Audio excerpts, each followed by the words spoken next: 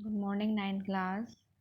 आज हम इसमें पढ़ेंगे तंत्रिका तंत्र। इसकी आपको परिभाषा लिखनी है। जिस तंत्र के द्वारा विभिन्न अंगों का नियंत्रण और अंगों और वातावरण में सामंजस्य स्थापित होता है उसे तंत्रिका तंत्र कहते हैं। तंत्रिका तंत्र में मेरुरज्जु यानी कि जो हमारी बैकबोन होती है और इनसे निकलने वाली तंत्रिकाएं की गणना की जाती है।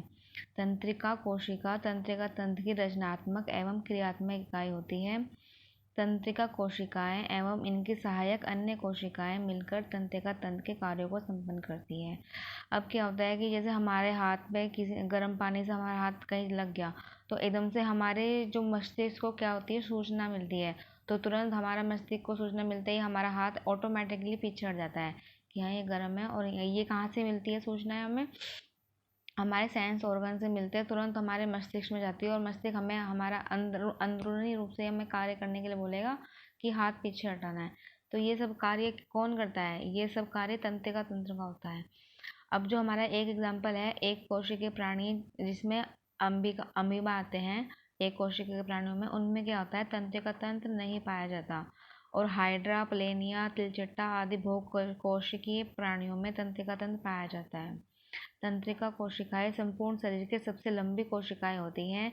ये कोशिकाएं विभाजन नहीं करती, यानी कि इनमें विभाजन नहीं होता है। अब इसकी संरचना पढ़नी है हमें। ये निम्नलिखित प्रकार की होती है कोशिकाएं, यानी कि इसको हम बोलते हैं सेल बॉडी। सेल बॉडी यह तंत्रिका कोशिका का मुख्य भाग होता है। इसमें कोशिका द्रव्य में एक बड़ा केंद्रक होता है। मतलब कि जो इसकी स्ट्रक्चर मैं आपको अभी दिखाती हूँ, ये वाली स्ट्रक्चर इसकी, ये वाले स्ट्रक्चर, इसमें हमारा क्या होता है, बड़ा सा केंद्रक होता है। उसी में हमारा क्या होता है, माइटोकॉन्ड्रिया होता है भरा यहाँ पे। फिर उसमें ही हमारा केंद्रक में एंडोप्लाज्मिक रेटिकुलम होता है। देखो कोशिका का यानी कि सेल बॉडी, इसके अंदर हमारा कोशिका है, केंद्रक है यानी कि न्यूक्लियस है उसमें हमारा। और उसमें हमारे गोल्जी बॉडी भी पाए जाते हैं यहीं पे। ये डॉट्स जो दिख रहे हैं गोल्जी बॉडी हैं। अंतर प्रस्रावी जालिका भी है, वसा भी है, राइबोसोम्स भी यहाँ पे पाए जाते हैं हमारे। ठीक है। नेक्स्ट इसमें हमारा होता है तंत्रिका कोशिका प्रवर्ध। ये दो प्रकार के होते हैं, एक तो डेंड्रॉन और दूसरा होता है हमारा एक्सॉन।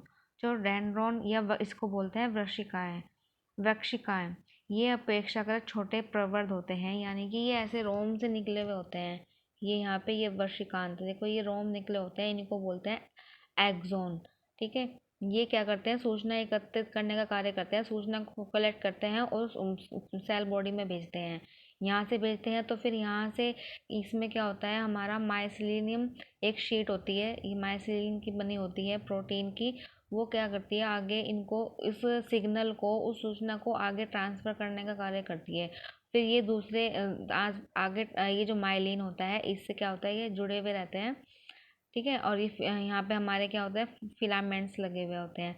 ठीक है। अब इसके बाद दूसरी हमारी जो नर्वस सिस्टम की जो है कड़ी, वो जुड़ जाती है और फिर वो आगे की तरफ सूचना इस वाली सेल पे चली जाती है रेवेनियर प्रवर्धन के थ्रू।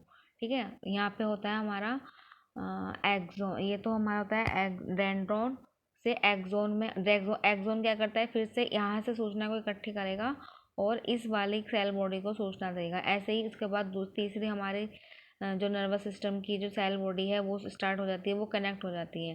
ठीक है। तो ये इसका डायग्राम है, ये आपको डायग्राम बनाना है, सिनेप्टिक बटन। ठीक है। अब इसमें क्या लिखा है आगे, ये अपेक्षाकृत छोटे प्रवर्धन होते हैं जो सिरों की ओर क्रमशः संकरे होते जाते हैं। इसकी शाखाएं वृश्चिकांत कहलाती हैं। अभी मैंने बताया ना डायग्राम में, इसका कार्य उद्दीपन को ग्रहण करके उसे कोशिकाएं मतलब सेल बॉडी की ओर ले जाना है। अब तंत्रिकाक्ष या एक्सोन क्या होते हैं, ये कोशिकाएं से तंत्रिकाक्ष में बंद लंबा मोटा और बेलनाकार प्रवर्ध निकलता है, ये वाला। ये इसकी बात हो रही है एक्सोन, ये हमारा एक्सोन है और ये हमारा डेंड्रॉन है। ठीक है। और फिर दूसरा हमारा शुरू हो जाता है यहाँ पे एक्सोन।